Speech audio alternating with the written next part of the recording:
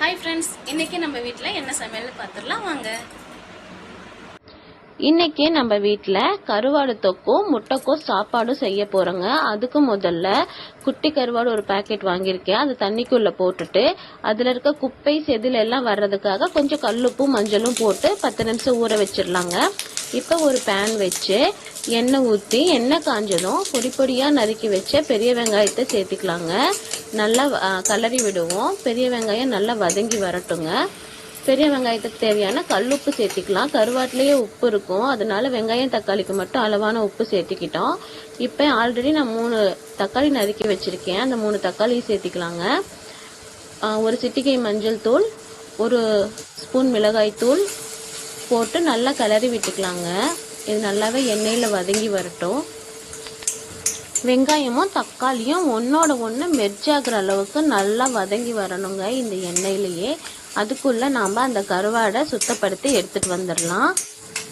இப்போ பாருங்க, இருக்காது இடையில மண்ணு கல் மாதிரி தட்டுப்படும்ல, அது மாதிரி தட்டுப்படாம நல்லா இருக்கும். இது மாதிரி அலசி எடுத்த கருவாடை நாம் இப்போ இதில் சேர்த்துக்கலாம். சேர்த்திட்டு நல்லா கிளறி விடுவோங்க.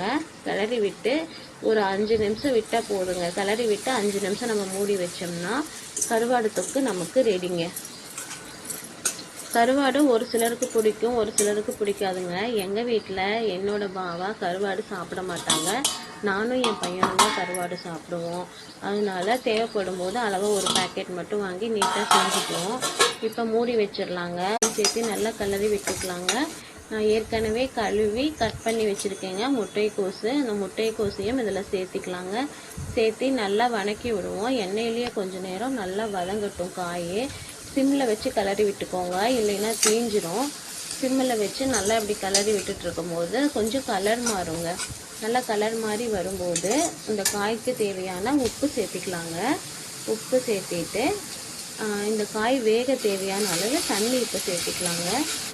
தண்ணி சேர்த்திட்டு நம்ம மூடி வச்சுருவோங்க. இதை கொஞ்சம் நல்லா வெந்து வரட்டும். முட்டைக்கோஸ் சாப்பாடு எப்படி செய்வோம்னா, எப்பயும் முட்டைக்கோஸ் பொரியல் செய்கிறோம் இல்லைங்களா, அதே மாதிரி செஞ்சுட்டு சுடு சாதத்தை வடித்து அதில் போட்டு நம்ம கிளறிடலாங்க. இப்போ காய் வெந்துருச்சு. தேங்காய் பூ சேர்த்திக்கலாங்க. தேங்காய் பூ சேர்த்து நல்லா கிளறி விட்டுருவோம். கிளறி விட்டுட்டு இறக்கிடலாங்க. பாருங்கள், காய் வெந்துருச்சு. அவ்வளோதாங்க. இப்போ நம்ம சாதம் போட்டு கிளறி டிஃபனுக்கு எடுத்து வச்சாச்சு.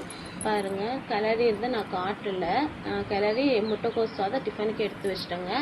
கருவாடு தொக்கு தொட்டுக்கிறதுக்குங்க. இது காலையில் பிரேக்ஃபாஸ்ட்டுக்குங்க, இன்னொரு டிஃபனில். அவ்வளோதாங்க இன்றைக்கி நம்ம வீட்டில் லன்ச் மெனு. நைட்டுக்கு எப்பயும் போல் தோசையோ சப்பாத்தியோ செஞ்சுக்கலான்னு சொல்லிட்டு இன்றைக்கி சிம்பிளாக முடிச்சோம்.